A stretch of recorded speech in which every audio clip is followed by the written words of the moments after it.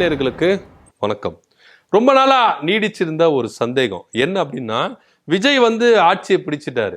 இந்த பதவியேற்பு விழால கூட த்ரிஷா பாத்தீங்கன்னா ரொம்ப பிரம்மாண்டமா கலந்து கொண்டாங்க. யாரை எதிர்பார்க்கல த்ரிஷா வருவாங்களா அப்படின்னு. ஆனா வந்தாங்க. ஆனா விஜய் குடும்பத்துல இருந்து அவருடைய மனைவியோ அவருடைய பிள்ளைகளோ யாருமே ஒரு விஷ் கூட பண்ணல. ஒரு சோசியல் மீடியால கூட விஜய்க்கு ஒரு வாழ்த்துக்கள் தெரிவிக்கல. அந்த நிகழ்வுல கலந்துக்கவே இல்லை. ஆனா த்ரிஷா என்ன பண்ணாங்க, அதிகாரப்பூர்வமா இத்தனைக்கும் எஸ்கார்டோட வந்தாங்க. விஐபி எஸ்கார்டோட அவங்க என்ன பண்ணாங்க, நிகழ்ச்சியில கலந்துட்டாங்க. பயங்கர ராஜ மரியாதை அவங்களுக்கு கொடுக்கப்பட்டது. ஏன்னா 2 பேருக்குள்ள ஒரு கான்ட்ரவர்சி ரொம்பவே தமிழக அரசியல் வட்டாரத்துல பேசப்பட்டது. இதை உறுதி செய்யற அளவுக்கு கூட ஒரு திருமண நிகழ்ச்சிக்கு 2 பேரும் என்ன பண்ணாங்க, ஜோடியா கலந்து கொண்டாங்க.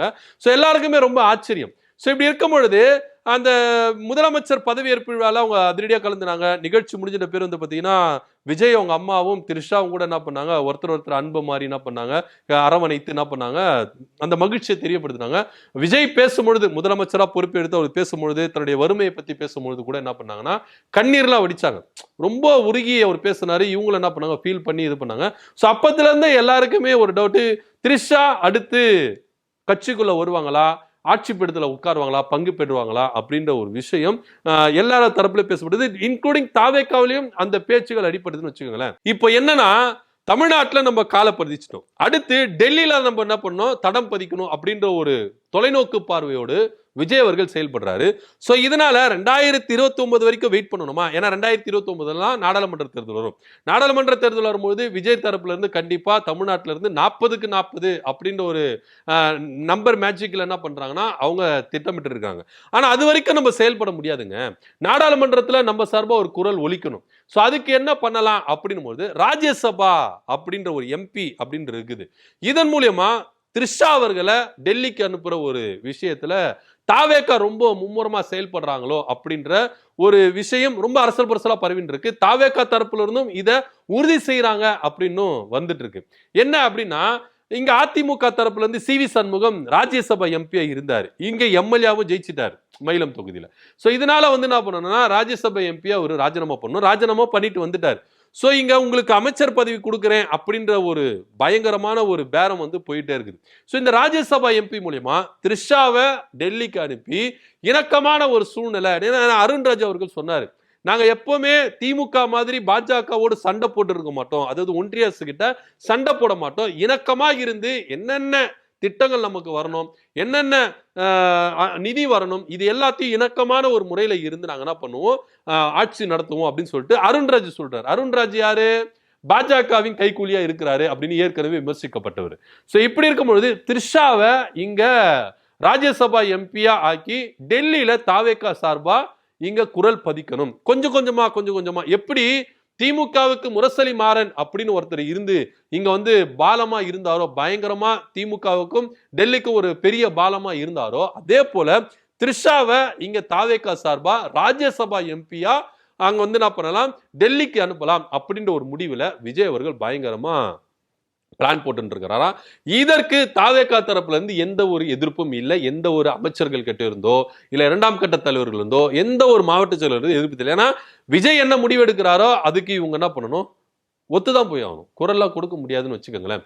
இதுக்கு சி.வி. சண்முக தரப்பு ஒத்துக்கிருச்சா அப்படின்ற ஒரு கேள்வி இருக்கு. ஏன்னா விட்டு கொடுக்கிறது அதிமுக எம்பி, மத்தபடி இல்ல. ஆனா இங்க சி.வி. சண்முகம் இந்த தரப்பினர் என்ன பண்ணாங்க, ஒத்துக்கிட்டாங்க.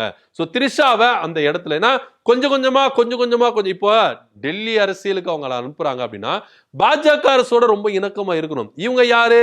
பிராமணர் லாபி அப்படின்னு படுது. ஏன்னா த்ரிஷா பிராமணர் லாபி. சோ இப்படி இருக்கும் பொழுது ராஜ்யசபா எம்பி மூலியமா த்ரிஷாவை அங்க வச்சுட்டு இங்க டெல்லியோட ரொம்ப இணக்கமா இருக்கணும். நம்மளுக்கு வர திட்டங்களா இருக்கட்டும், நமக்கு வர நிதிகளா இருக்கட்டும், எதுவுமே தங்கு தடையா இல்லாம வரணும். ஒருவேளை அப்படி கொண்டு வந்துட்டோம்னா, பாத்தீங்களா திமுக எந்த அளவுக்கு சண்டை போட்டு நம்மளுக்கு வர வேண்டிய நிதிகளை ஸ்டாப் பண்ணாங்க, நம்மளுக்கு வர வேண்டிய திட்டங்களை ஸ்டாப் பண்ணாங்க.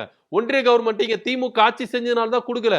இன்னைக்கு நம்ம இணக்கமா போறோம், நம்ம பாஜக கூட ஃப்ரெண்ட்லியா போறோம். அதனால நம்ம எல்லாம் பண்றாங்க, இங்க திட்டங்களையும் இங்க நிதிகளையும் கொடுக்குறாங்க. சோ திமுக பெரிய தடையா இருந்தது அப்படின்னு இவங்க என்ன பண்ணுவாங்க, சொல்லுவாங்க. ஆனா இதுக்கு பின்னாடி பயங்கரமா இருக்குது. என்னன்னா பாஜக என்னென்ன திட்டங்களை இங்க செயல்படுத்தணுமோ அந்த திட்டங்களை எல்லாத்தையும் செயல்படுத்திடுவாங்க. தமிழ்நாட்டுக்கு கேடு உண்டாக்குகிற, வளர்ச்சிக்கு தடையா இருக்கிற எல்லா திட்டங்களையும் இவங்க கொண்டு வந்துடுறாங்க. ஒண்ணுமே இல்லைங்க.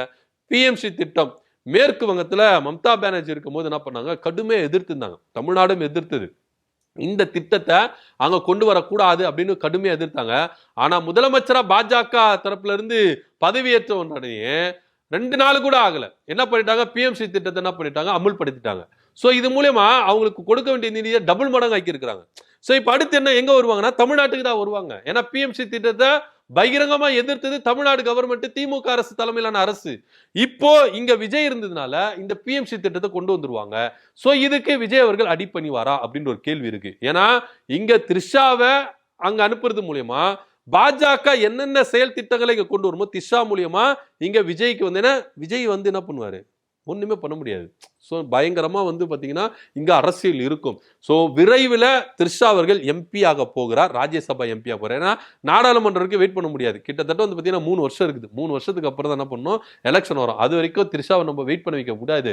ஸோ அதனால வந்து ராஜ்யசபா எம்பியா அவங்களை ஆக்கி இங்க அவங்க அரசியல கொண்டு வந்துடலாம் அப்படின்னு, ஆட்சியில கொண்டு வந்துடலாம் அப்படின்னு. ஏன்னா எம்பி ஆயிட்டாங்க அப்படின்னா அவங்களுடைய தலையீடு இங்க ரொம்ப அதிகமா இருக்கும். கொஞ்சம் கொஞ்சமா இந்த கவர்மெண்ட்லயும் அவங்க தலையீடு அதிகமா இருக்கும் அப்படின்னு தான் பார்க்க வேண்டிய ஒரு விஷயமா இருக்குது.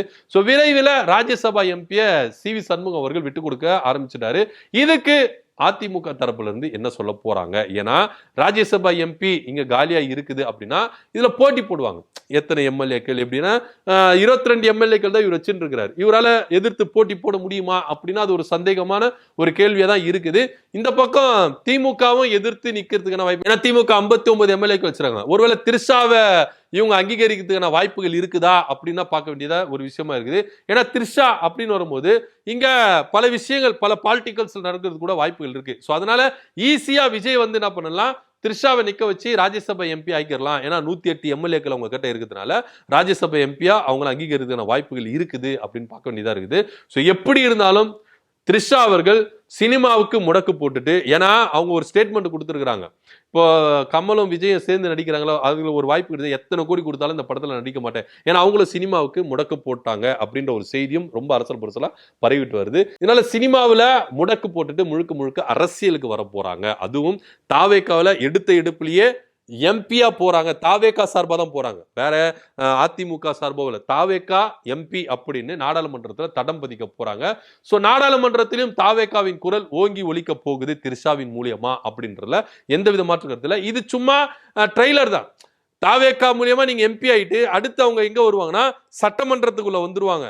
அவங்களுடைய கனவு சொன்னாங்க ஒரு 10 அவங்க கனவு சொன்னாங்க பாருங்க ரொம்ப நாளைக்கு முன்னாடி, என் கனவு சிஎம் ஆகணும்னு. அந்த கனவை இவங்க என்ன பண்ணுவாங்க, அடைஞ்சிருவாங்க. சோ இதுல எல்லாத்துக்கும் வாய்ப்பு இருக்கு. ஒருவேளை அப்படி நடந்துச்சுன்னா இது எந்த மாதிரி ஒரு பூதாகரத்தை வெளிப்படுத்த போகுது, விஜய்க்கு எந்த அளவுக்கு ஒரு பின்னடைவை ஏற்படுத்த போகுது அப்படின்னு தான் பார்க்கணும். சோ இதுல பயங்கரமான எதிர்த்து அரசியல் செய்யறதுக்கும் தயாராக இருப்பாங்க. தமிழக வெற்றி கழகத்தை எதிர்த்து அரசியல் செய்யறதுக்கு பயங்கரமாக த்ரிஷாவை எதிர்க்கிறதுக்கான வாய்ப்புகள் அதிகமா இருக்குது அப்படின்னு தான் பார்க்கணும். சோ தாவேகா சார்பா ஒரு எம்பி நாடாளுமன்றத்துக்கு த்ரிஷா போறாங்களா இல்லையா, இதுக்கு வாய்ப்புகள் இருக்குதா இல்லையா அப்படின்ற பொறுத்து வந்து பார்க்கலாம். ஏன்னா இது எல்லாமே இப்போதைக்கு ஒரு தகவலா தான் பார்க்கப்படுது, இன்னும் அதிகாரப்பூர்வமா வரல. அதிகாரப்பூர்வமா வருதுக்கான வாய்ப்புகளும் இருக்குது அப்படின்னு சொல்றாங்க. இந்த பத்தியோட கருத்து என்ன அப்படின்னு கீழே கமெண்ட் பண்ணுங்க. நன்றி, வணக்கம்.